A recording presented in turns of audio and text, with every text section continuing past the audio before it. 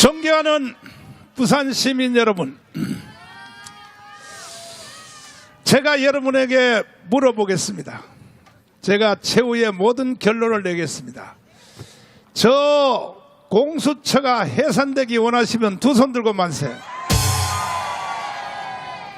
그 다음에 부정선거의 전문 조작기관인 저 중앙선관위 해체되기 원하시면 두 손 들고 만세. 헌법재판소 저거 싹 쓸어버리기 원하시면 두 손 들고 만세. 민주당 해체시키기 원하시면 두 손 들고 만세. 여러분이 만세했다고 이것이 다 되는 게 아니고 이것이 될 수 있는 유일한 길은 뭐냐? 천만 서명입니다. 천만 서명. 제가 대통령 후보로 나온 거에 대해서 동의하시면 두 손 들고 만세. 와, 끝났다. 끝났어. 제가 실력이 딸려서 김학성 교수님을 다시 한번 불렀습니다. 자, 김학성 교수님, 헌법 더 잘 아신다고 무게 잡지 마시고 대답을 솔직하게 좀 해줘봐요. 오늘도 윤석열 대통령이 서울중앙지법에서 재판을 받았고 지금도 받고 있죠. 예. 그 재판받는 제목이 뭡니까? 내란 우두머리. 내란 우두머리 혐의로 지금 재판을. 제가 목사님 말씀드리기 전에요. 네. 저는 생전에 네. 대통령 후보분하고 이렇게 근접해서 서본 적이 처음입니다. 그러면 영광으로 생각하겠네. 영광입니다. 자, 그런데 내란 수괴 혐의라고 하는 그 자체의 제목으로 오늘 오전에도 오후에도 계속 재판을 받고 있는데, 네. 그런데 이 내란에 대해서는 헌법재판소에서도 민주당의 요구로 빼버렸잖아요. 빼버렸습니다. 네. 그렇죠. 네, 예. 아니, 민주당에서 저 헌법재판소에서 뺐으면 네. 이거는 재판이 필요 없는 거 아니에요, 사실? 그렇기 때문에 목사님 지금 나라가 개판인 게 하하. 국회에서 탄핵소추 의결을 할 때는 내란을 넣고 아하. 정작 헌재에 가서는 내란을 빼고 아하. 그래놓고선 탄핵을 한 다음에 네. 또 대통령을 갖다가 내란 우두머리 혐의로 네. 형사법원에서 재판을 진행시키고 있다는 자체가 네. 대한민국이 무너질 대로 무너졌다는 사실을 우리가 느끼게 만들어주는 거죠, 목사님. 지기현 판사가 네. 바로 이건 재판 필요 없다 네. 하고 바로 재판 불능이란 게 있잖아요. 재판 불능.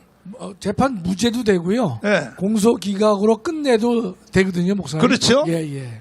그러니까 이 지기현 판사가 이번에 빨리 더 이상 재판하지 말고 이건 말도 안 되는 것이니까 재판이 불능이다, 이건 기각이다 해버리면 이 사람은 바로 대법원장 될 것 같아. 하여튼 목사님이 5년 돼서 맞아요. 윤석열을 다시 통일 대통령으로 만들어 주시면 그때는 지기현 부장이 대법원장 될 수 있겠죠, 목사님. 하. 예. 그래서 아니면 목사님이 대통령이 되시면 참지. 말을 정정하겠습니다, 이거. 원래 박사님들도 실수해요. 그러니까 지금 들으신 말씀 그대로 대한민국은 총체적으로 다 무너졌어요. 완전히 썩었습니다. 헌법도 없어졌고 법률도 없어졌고 개판 그 자체입니다. 이럴 때는 할 수 있는 방법이 뭐냐? 헌법 위에 최고의 권위가 국민 뭐라고요? 국민 저항권은 저 혼자 할 수가 없어요. 국민 저항권은 뭐냐? 그래서 1000만 명이 서명이 돼야 되는 거야. 여러분 1000만 서명에 다 가입했어요? 진짜요? 그러니까 여러분만 가입하지 마시고 오늘 여기는 명함 안 가져왔나? 명함 가져왔어? 명함 다 뿌려야지. 다 뿌렸어요? 한 사람이 명함 10장씩 가지고 가서 동네 가가지고 전부 다 내가 피 끓는 호소 영상 한번 틀어봐요. 정말로 윤석열 대통령이 피를 토하는 심정이라고 했잖아요. 네. 내가 그걸 똑같이 흉내낼 수 없어서 나는 피 끓는 심정으로 내가 국민들에게 호소하는 호소문을 한번 들어보십시오. 존경하는 국민 여러분, 그리고 해외 동포 여러분, 우리는 대통령 탄핵과 헌법재판소의 전원일치 탄핵 판결을 인정할 수 없습니다. 비상계엄을 선포한 실제 주제인 중앙선거관리위원회에 대해서는 전혀 언급하지 않고 민주당의 주장만 읽었다고 볼 수밖에 없습니다. 민주당이 내란 혐의를 뺐다면 헌재는 즉시 이것은 재판사항이 아니므로 각하했어야 합니다. 그만. 자, 이거 내가 장로님한테 배워가지고 제가 놀랬어요, 목사님. 아니지. 혹시 목사님은 하나를 제가 말씀드리면 열을 하는 아주 훌륭한 학생이에요, 목사님. 아니 그러니까 맨날 차 타고 다니면서 주소 들어가지고 내가 이제 본능적으로 이제 나오는데 아니 그러니까 내란 선동 혐의를 빼버렸으면 각하되어 오른 것이죠, 목사님. 완전히 각하돼야죠. 예. 그러니까 헌법재판소 저거는 반드시 없애버려야 되는 거예요. 없애버려야 아멘. 되는 거야. 그래 안 그래요? 그러니까 1000만 서명만이 없앨 수가 있는 거야. 이해되십니까? 그 다음 또 계속 이어서 들어보시죠. 법 84조를 보면 대통령은 내란 또는 외환의 혐의 외에는 형사사상의 소출을 받지 않기 때문입니다. 이에 대해 범국민 저항운동을 전개하기 위해 070-4505-6869 번호로 꼭 전화해 주시고 오는 토요일 1시 국민저항대회에 광화문 이승만 광장으로 총 집결해 주시기를 간곡히 부탁을 드립니다. 국민혁명의장 정강훈 목사드님. 잘했어요? 제가 목사님 그 피 끓는 마음으로 하셨다 그랬잖아요. 그렇지. 목사님 연설이 유명한 연설이 많은데 이번 저 연설은 아주 그 간결하면서도 깊이가 있고 역시 대선 후보로 나올 수밖에 없는 밑그림을 잘 까신 것 같아요, 목사님께서. 그러니까 우리 장로님이 잘난 척 하려고 나를 칭찬하는 거야. 전혀 아닙니다. 내가 저는 가르쳤다 이 말을 강조하려고. 우리 목사님을 4년간 모셨는데요. 참 명연설이 많이 있으시잖아요. 근데 이번에 피 끓는 마음으로 하신 저 호소문은 정말로 간결하면서도 깊이가 있는 명연설 중에 하나가 되겠습니다. 예. 자, 이제 저 마지막으로 여러분에게 물어보겠습니다. 여러분, 북한의 연방제로 나라를 넘기면 돼요, 안 돼요? 여러분이 안 된다고 해서 연방제로 넘어가는 것이 아닌 거야. 아무리 여러분이 발악해봤자 이미 벌써 각도 자체가 아까 김국성 선생님 연설 들어봤죠? 북한이 대한민국을 완전히 먹을 것이다가 아니라 장악을 해버렸어요. 정치, 경제, 사회, 군사, 외교, 문화, 교육, 언론 전체를 이게 해방 후 80년 만에 드디어 북한이 대한민국을 점령했다고. 완전히 점령된 상태야. 그러니까 이재명이가 개발광을 떠는 거야. 완전히 먹혔단 말이야 지금. 그럼 다시 물어볼게요. 부산 여러분 대답해봐요. 우리가 연방제로 북한에 넘겨줄 수 있어요? 더불어민주당 정당정책, 이거는 국가로 말하면 헌법이에요. 헌법. 6번을 보세요. 6번. 자, 6번 글씨 보여요? 예. 제가 읽어드리겠습니다. 네.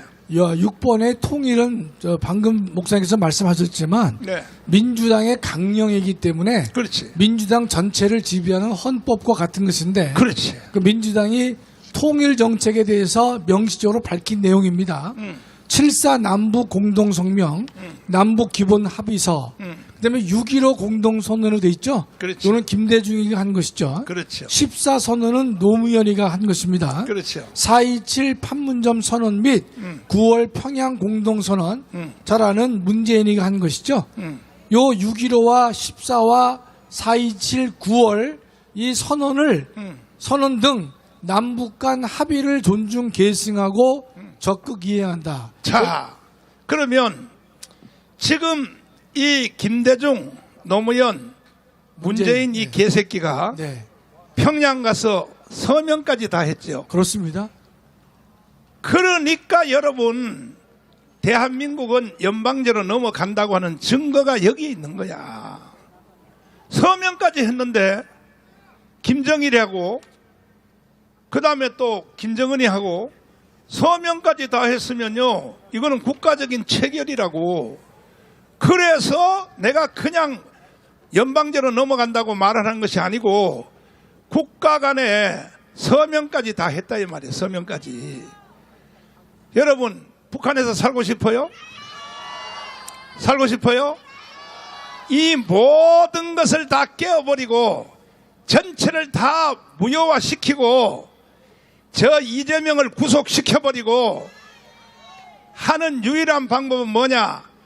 이것은 천만 국민 저항권으로 맞짱 떠야 되는 것입니다. 아멘.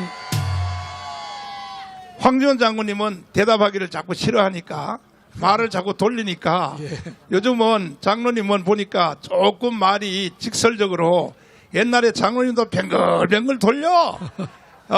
옛날에 내가 물어보면 국민 저항권이 헌법 위에요 밑에요 그러면 꼭 위에라고는 할 수 없고 뭐 비슷한 것이라고 이렇게 말하다가 요즘 와서는 확실하게 대답했어요. 내가 다시 한번 물어볼게요. 성령께서 저는 말씀해 주시는 대로 전할 뿐이에요. 아, 성령께서. 그 성령이 자꾸 변질되는가 봐. 그러면 국민 저항권은 헌법 위에요, 헌법 아래요? 당연히 헌법 위조 목사님. 헌법 위에죠. 예. 그러니까 대한민국의 최고의 권위는 뭐냐? 헌법이 아니고 이거는 윤석열 대통령이 직접 가르쳐 준 거야. 윤석열 대통령이 직접 가르쳐 준 내용을 한번 들어보실래요? 들어보십시오. 우리 이 헌법 제도 하에서 물론 뭐 더 궁극적인 헌법 수호 세력은 뭐 국민의 저항권이라는 말이 있지만 일단 헌법 제도에 자, 보세요. 대한민국의 최고의 권위는 헌법이란 말이 있지만 헌법 위의 권위가 뭐냐? 국민 저항권이다 이거야. 이 국민 저항권이 여러 번 적용이 됐지만 가장 실감 있게 적용된 것이 뭐냐? 4.19 혁명이지 않습니까? 그렇습니다. 4.19 혁명. 네네. 4.19 혁명이 딱 일어나니까 어떻게 됐어요?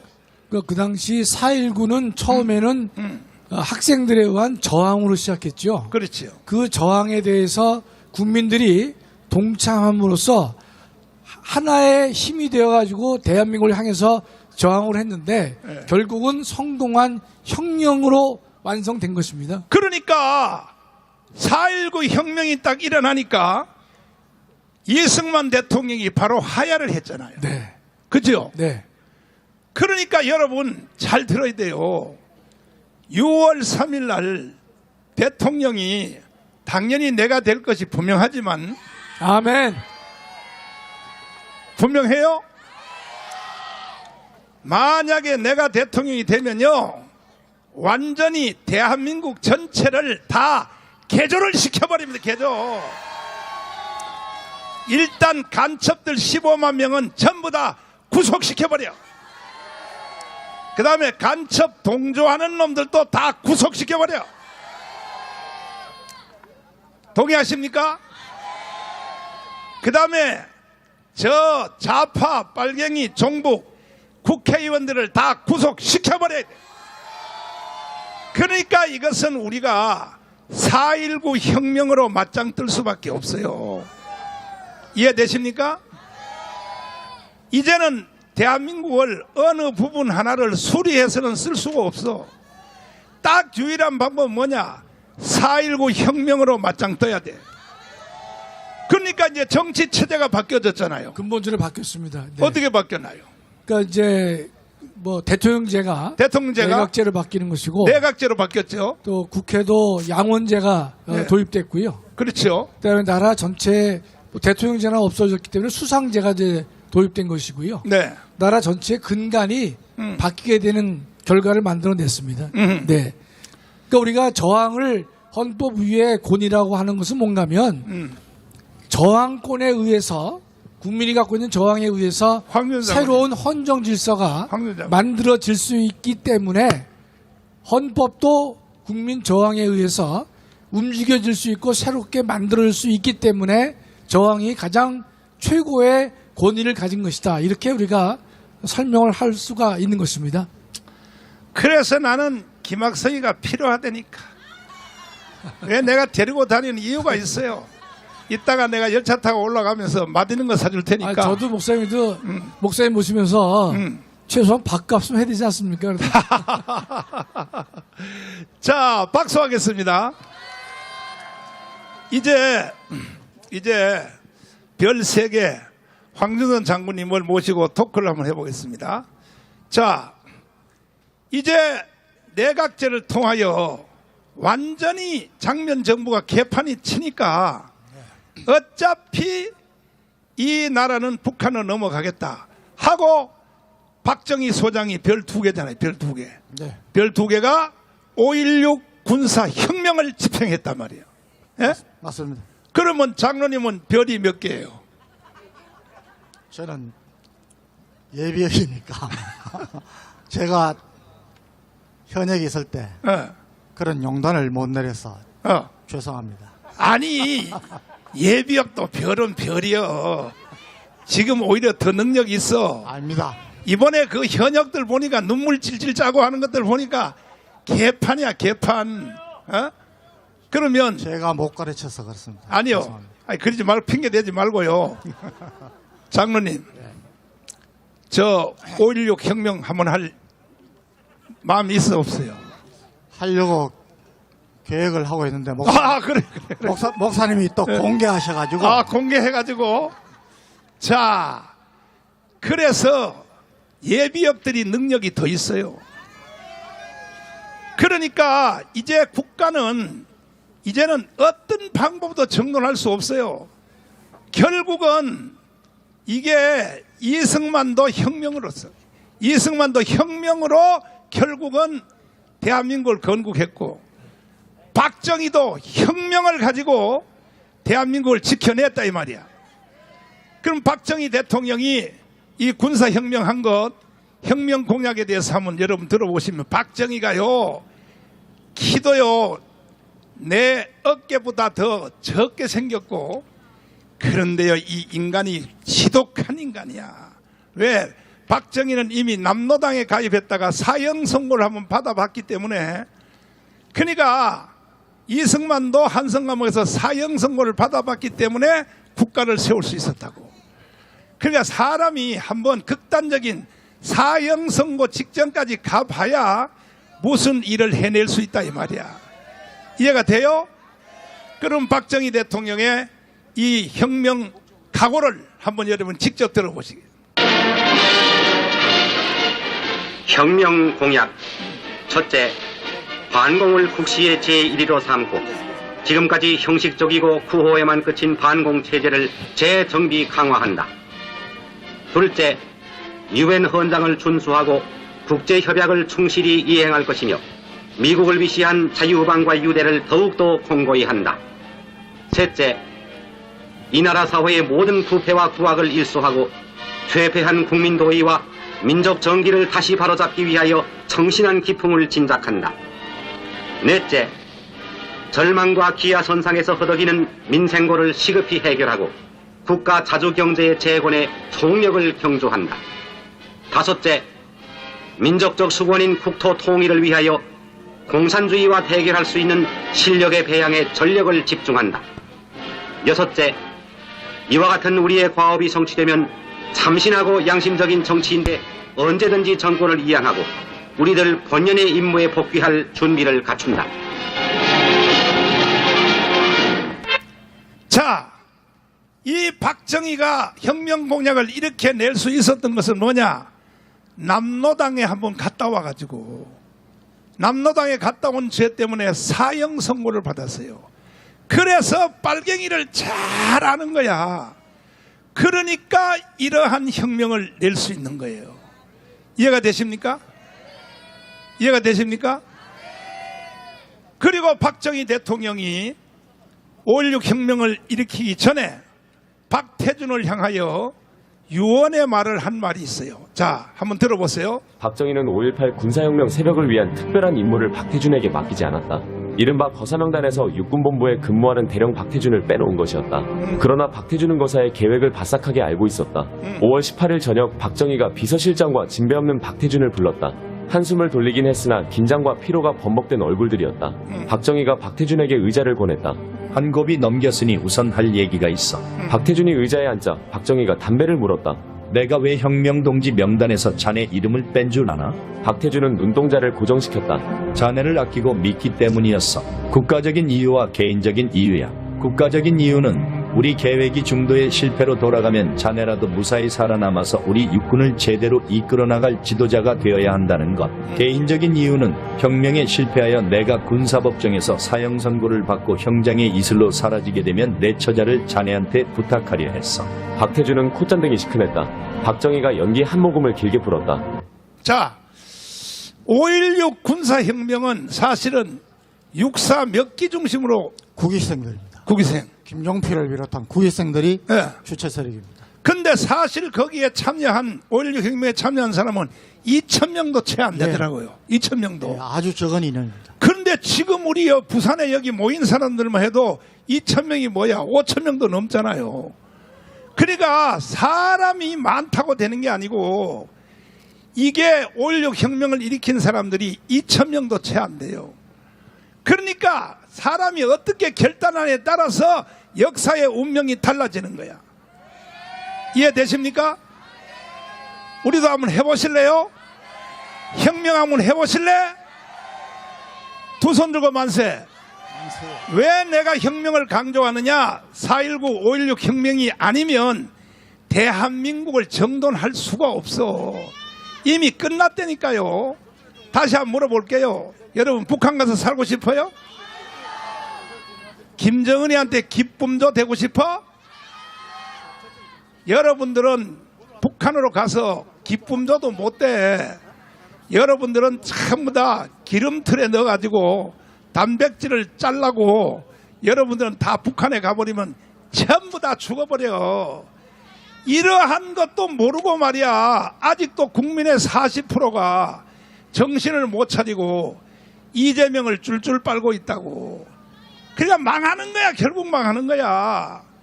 그리고 이 박정희 소장이 이 박태준을 불러서 뭐라 그랬느냐? 내가 자네를 5.16 혁명에서 뺐어. 왜 뺐었냐? 반드시 북한이 남침할 것이다. 남침하면 너라도 하나 살아 있어야 5.16 혁명에 가담을 안 시켰단 말이야. 그래서 육군을 지휘하려고. 네, 맞습니다. 그러니까요, 이 박정희의 이 예견력은요 대단한 거야. 그러니까 우리는 지금 이승만과 박정희 때문에 세계 경제 6위, 군사력 6위에 우리는 살고 있다 이 말이야. 감사해야 돼 안 해야 돼? 해야 돼 안 해야 돼요? 박정희가요, 김재규가 박정희를 죽였는데 만약에 박정희가 10년만 더 살았으면요 우리나라는 세계 제2위로 올라가 버렸어. 대단한 사람이야. 방위산업체 있죠. 예. 요즘 막 세계로 막 수출하고 우크라이나 수출하고 K9 자주포 그다음에 뭐 T-50 훈련기 이 모든 것 다 박정희가 만든 거 맞잖아요. 그때 기초를 놓지 않았으면은 네. 이 무기 개발 또 방산 이런 것은 예. 시작이 굉장히 중요합니다. 그래서 우리가 그때 시작했기 때문에 지금 방산 시장에서 작년 기준으로 8위, 9위까지 올랐습니다. 여러분 미국이 우리나라의 지금 함정 수리와 건조를 우리나라에 지금 맡기려고 하고 있습니다. 거의 결정됐습니다. 그만큼 우리는 인정을 받고 있는 것입니다. 여러분, 박정희 대통령의 통찰력으로 그때 아무 기술도 아무것도 없던 우리가 시작한 것입니다. 지도자는 이런 통찰력이 있어야 되는 겁니다. 자, 마지막으로 이제 박태준한테 불러서 두 번째 이야기를 했어요. 자네를 왜 5.16 혁명에서 빼놨느냐. 내가 혁명에 실패하면 군사법정에 서서 형장의 이슬로 사라진다. 그렇다면 박정희가 꼭 5.16 혁명이 성공할 것이라고 생각했어요? 실패할지도 모른다고 생각했어요? 당연히 실패할 가능성을 염두에 둔 겁니다. 이야, 보세요. 죽을 각오를 한 거죠. 그러니까 박정희는요, 죽음을 내어놓고 이게 5.16 혁명을 했다는 것이 뭐냐 하면은 어차피 요즘 상태하고 똑같아. 어차피 나라가 북한으로 넘어갈 바에는 차라리 내가 군사법정에 서서 형장의 이슬로, 형장의 이슬이 뭔지 알아요? 뭐예요? 부산이 멍청해서 몰라 이거. 부산! 정신 차려 제발 좀. 형장의 이슬이 뭐냐고. 5.16을 실패하면 나는 형장의 이슬로 사라져서 이 세상이 이제 끝난다 이거야. 이러한 각오를 가진 사람만이 혁명을 할 수 있다 이거야. 여러분도 준비됐어요? 4.19, 5.16을 한번 해서 실패하면 형장의 이슬로 사형을 당해도 괜찮아? 진짜? 이야, 이 부산이 대단하네, 대단해. 그렇다면 우리는 윤석열을 다시 찾아올 수 있어. 이게는 4.19, 5.16 혁명 외에는요, 이제는 다 무너졌기 때문에 방법이 없어요.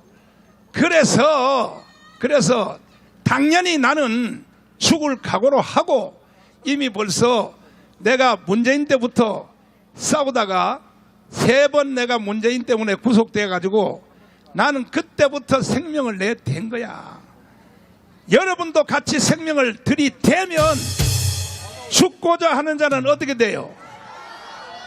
봐요. 박정희가 5.16 혁명을 일으켜서 형장의 이슬로 사라질 각오를 했는데 결국은 박정희가 살아가지고 박정희 덕분에 우리나라가 지금 이렇게 잘 살게 됐다 이 말이야.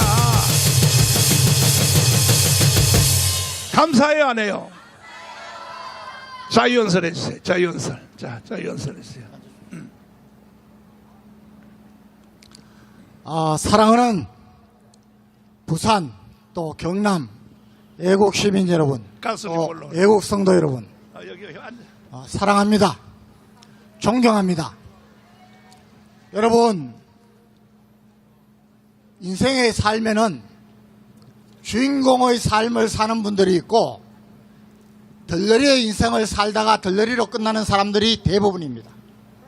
주인공의 인생을 사는 분들은 아주 적습니다. 저는 우리나라 국민들께서 조금만 더 깨어지시고 조금만 더 진실해지시고 조금만 더 후일을 대비하고 내 자녀, 내 손주들을 위해서 희생하는 그런 정신을 갖는 국민들이 많아진다면은 정말 우리나라는 뭐 더 원할 게 없습니다. 여러분, 플라톤이 아테네 도시국가에서부터 이렇게 얘기했습니다. 시민들이, 국민들이 제대로 된 선출, 즉 투표를 하지 않으면은 받게 되는 반대 급부가 뭐냐? 나보다 더 열등하고 저열한 인간들한테 지배를 받는다는 것입니다. 여러분, 지금 우리가 정치인들이 국가를 염려하고 우리 국민들을 염려하는 것이 아니라 우리가 국가 정치인들을 지도자들을 염려하고 반병을 못 이루는 이런 지경에 들렸습니다. 정말 쓰레기 같은 정치인들 때문에 우리가 이 시간에 이 자리에 나와 있는 것입니다. 여러분, 도산 안창호 선생은 투표권을 제대로 선출하지 않는 국민은 주인이 아니라 그랬습니다. 여러분, 지금까지 국민 저항권, 국민 주권 다 저와 여러분이, 우리 국민들이, 부산 시민들이 나라의 주인이라는 것입니다. 그런데 여러분, 지금까지 보셨습니다. 문재인 5년 동안 여러분 나라 빚이 그 앞에 박근혜, 이명박 정권 합친 것보다도 거의 100조를 넘은 여러분 400조, 410조의 국가 부채를 짊어졌습니다. 여러분, 문재인 정권 5년 동안에 여러분 해놓은 거 기억나는 거 있습니까? 하나도 없습니다. 다 국가 부채를, 우리 20, 30대 젊은이들이 갚아야 할 부채를 만큼 늘려놓고 자기들끼리 돈 잔치를 냈습니다. 사기꾼들입니다. 도둑놈들입니다. 그런데 왜 아직도 이 문재인을 처벌하지 못하고 있습니까? 그때에 있었던 정치 쓰레기들이 왜 아직까지 많습니까? 그 이후에 더 지독한 친구들이 나타났습니다. 지금의 더불어민주당을 비롯한 야권입니다. 이들은 또 여기에 25조를 국민한테 뿌리겠다는 것입니다. 여러분 보셨습니까? 이제는 더 참을 수 없습니다. 지금 이 시대적인 위기를 우리와 목사님께서는 벌써 길게는 20년 전부터, 짧게는 7년 전 문재인 정권 때부터 홀로 정권에 맞섰습니다. 감옥에 갔습니다. 교회에 외쳤습니다. 우리 국민들께 외쳤습니다. 그런데 어떻게 됐습니까? 전부 외면했습니다. 지금 이 시간에도 여기에 나온 분들은 부산 시민, 경남 시민의 채 1%도 안 됩니다. 나라 망하지 않겠습니까? 국회의원 300명 중에 정말 나라를 걱정하고 나라를 위해서 자기를 희생할 줄 아는 사람 몇 명 있습니까? 한 명도 없습니다. 국힘당 이놈들은 박근혜 때부터 배신을 때리기 시작하고, 이번에 한동훈과 그 패거리들이 없었으면은 여러분 탄핵 자체가 없었던 겁니다. 이렇게 해놓고 지금 대통령 되겠다고 지금 떠들고 있습니다. 여러분, 이거 응징해야 됩니다. 이거 응징하지 못하면 저와 여러분은 노예 생활을 할 수밖에 없습니다. 여러분, 다 망한 공산주의, 독재주의, 사회주의 국가들, 그것 바라보고 그것 따라가는 여러분, 이재명은 말이죠, 시장 때부터 도지사 때부터 여러분 북한이 경기동부연합이 키워냈다는 건 아닙니까? 모든 벌써 정과에 여러분 재판을 5개나 받고 있습니다. 또 수두룩하게 대기하고 있습니다. 여러분, 보통 국가 같으면은 이런 사람은 정치에 나와서는 안 됩니다. 여러분, 국회의원들 정과가 하나라도 있으면 절대 선출제에 나와서는 안 됩니다. 법을 고쳐야 됩니다. 여러분, 국회의원들 세비 반 이하로 깎아야 됩니다. 이런 자기 개혁을 안 하니까 이런 나라가 됩니다. 여러분, 사법부에 우리법 연구에 단 10% 15%도 안 되는 놈들이 이 나라를 망치고 있습니다. 교수들 어떻습니까? 검사 어떻습니까? 검찰 어떻습니까? 우리 군 어떻습니까? 이제는 바꿔야 됩니다. 그 바꿀 수 있는 것은 여러분 혁명입니다. 목사님 말씀하시는 혁명입니다. 혁명은 박정희 대통령처럼 만반의 대비를 해야 됩니다. 우리 목사님 4월 4일 날 탄핵 선고가 나기도 전에 아침에 제일 먼저 여러분 1000만 서명해야 하겠다 그랬습니다. 박정희 대통령이 내가 죽으면 형장의 설로 사라지면 박태준 너는 군을 잘 이끌어서 북한의 남심에 대비하라. 똑같은 대비를 한 겁니다. 여러분, 저와 여러분은 목숨을 걸었습니다. 아마 이재명의 정권이 들어서면 저와 여러분들은 제일 먼저 처벌 대상이 될 겁니다. 뭐 관계없습니다. 그러나 저와 여러분의 자녀들과 후손들을 어떻게 하겠습니까? 교회 살아남을 수 있습니까? 여러분, 스탈린이 죽인, 박해에서 죽인 희생자들이 6천만을 넘습니다. 모택동 7천만을 넘습니다. 베트남 패망 후에 2천만 국민 중에 3분의 1이 죽었습니다. 북한은 어떻습니까? 몇 명이 죽은지도 모릅니다.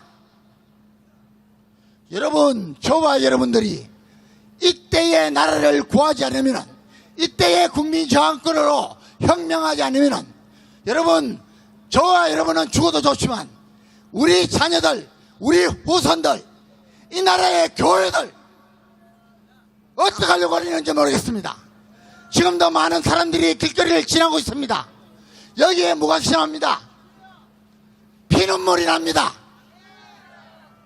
여러분, 저와 여러분이 아무도 알아주지 않더라도 하나님을 바라보고, 나라를 바라보고, 내 후손들을 바라보고 분연히 일어서야 됩니다. 여러분, 지금 목사님이 말씀하시는 1000만 서명 반을 넘었습니다. 이제 한 분이 한 명씩만 해도 충분합니다. 왜 이거 못합니까? 어떤 분은 저한테 와서 얘기합니다. 연로하신 분이, 허리도 못 펴시는 분이, 저는 지금까지 1000명 이상을 했습니다. 여러분, 하나님을 절대 속일 수 없습니다. 하나님은 하나님의 때와 방법이 있다고 저는 믿는 사람입니다. 갈라디아서 6장 9절에 너희들이 선을 행하다가 낙심하지 말지니 포기하지 않으면 때가 이름에 이르리라 그랬습니다. 여러분, 지금이야말로 우리가 하나님 앞에서 하나님을 속이지 않고, 국가 앞에서 국가를 속이지 않고 정직하게 가장 뛰어난, 여러분, 김인현 독립운동보다도 더 위중한 상황에서 아무도 여기에 방관하고 관심이 없을 때에, 이때에 애국운동을 하는 분들이, 저와 여러분들이 정말 주인공의 인생을 사는 분들입니다. 여러분, 존경합니다. 정말 사랑합니다. 여러분, 우리는 승리합니다. 감사합니다. 자, 이제 제가 마지막 발언을 하고 이제 공연에 들어갈 텐데, 부산에서 윤석열 대통령을 찍은 사람이 몇 표냐?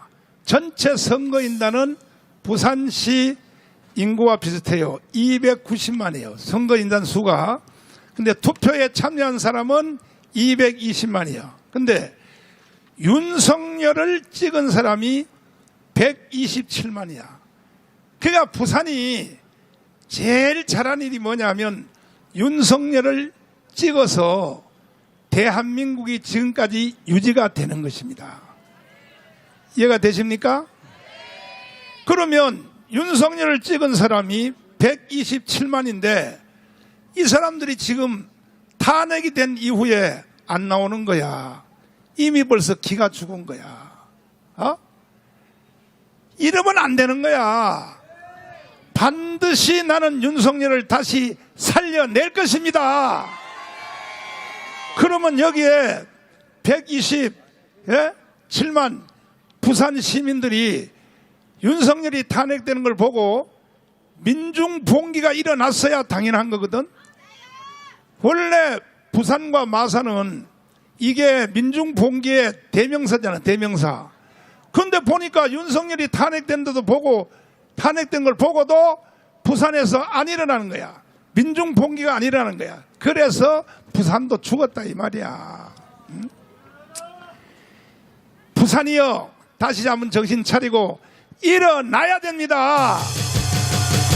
윤석열 완전히 죽은 거 아니에요. 반드시 살아서 돌아와요.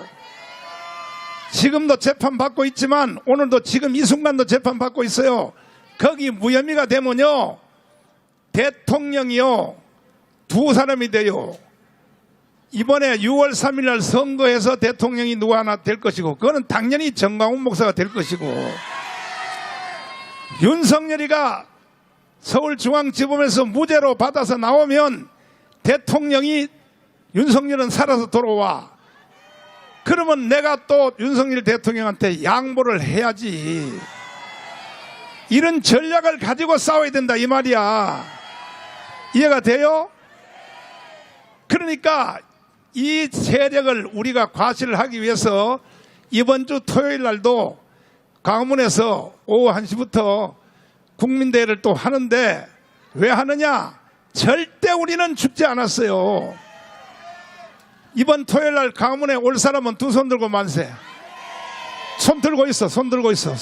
손 안 드는 것도 내려가서 머리를 다 깎아버려. 다 깎아버려. 진짜야? 자, 내가 보세요. 아까 홍철기 이 대표님이 너무나 말씀을 잘해줬는데 보세요. 박근혜 대통령이 탄핵됐잖아. 그 탄핵된 이유가 민주당 때문에 탄핵된 게 아니라고. 누구냐? 김무성, 그 다음에 대구에 유승민, 그때는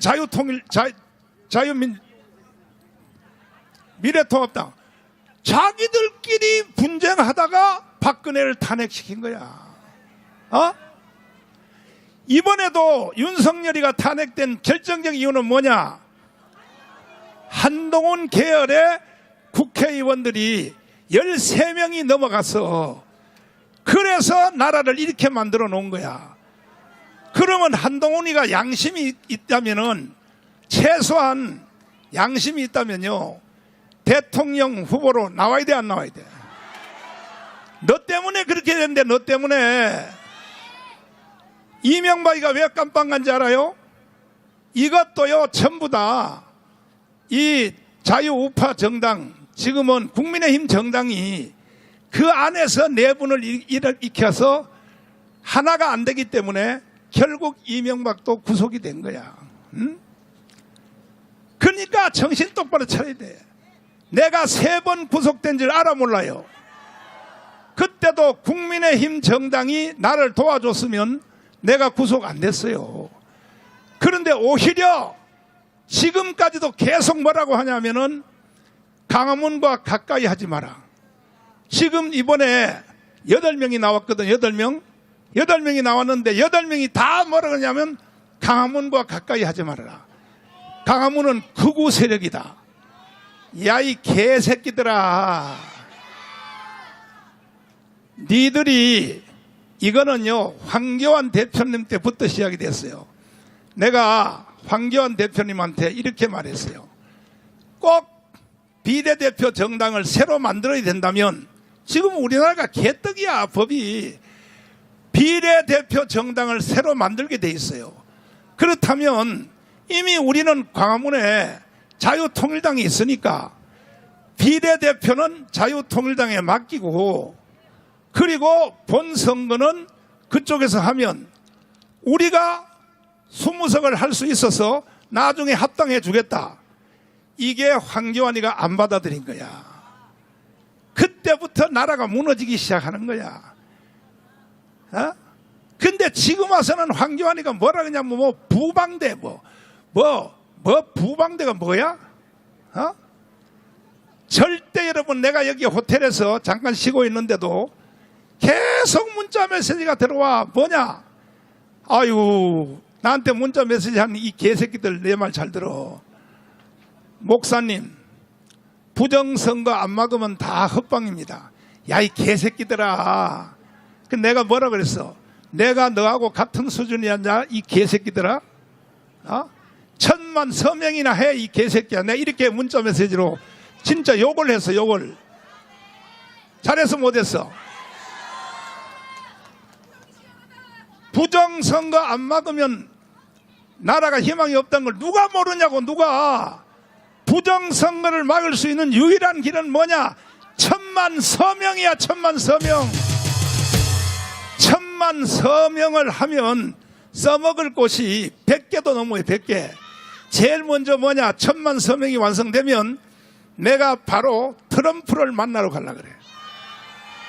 TV를 만들어서 딱 내놓고 절대로 주한미군 비용 올리지 마.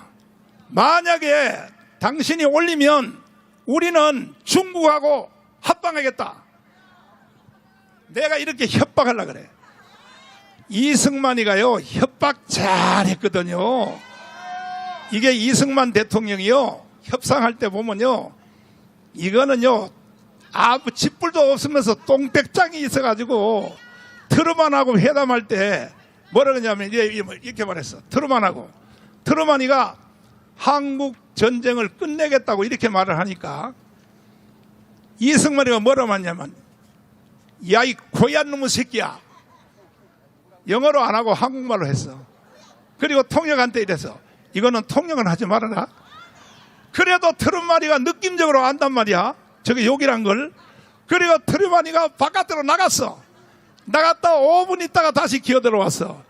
이게 바로 이승만의 배짱이야. 내가 트럼프 대통령을 만나러 가면 내가 기가 죽을 것 같아?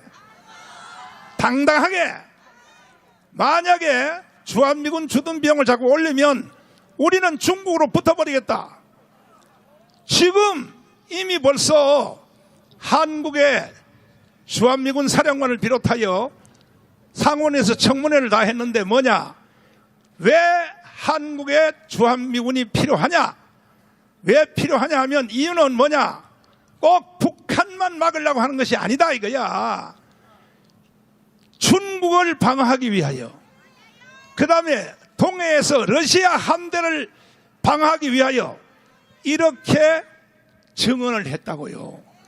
그러니까 지금 주한미군 평택에 있는 그 사람들이요, 사실은 대한민국만 위해서 있는 것이 아니라니까요. 미국의 자기들을 위해서 여기 있는 거야. 내가 이걸 가서 트럼프한테 내가 협박을 해보려고 그래. 철수하려면 해! 하라고. 우리는 중국하고 붙어버려. 내가 이승만하고 배짱이 비슷하단 말이야. 이해돼요? 그러니까 우리가 1000만 서명하는 것은 써먹을 것이 100개도 넘어. 100개도 넘어. 1000만 서명 할래 안 할래? 그것도 오래 걸리면 안 돼. 한두 주 안에 끝장내야 돼. 이미 500만 원 돌파했어. 이해되십니까?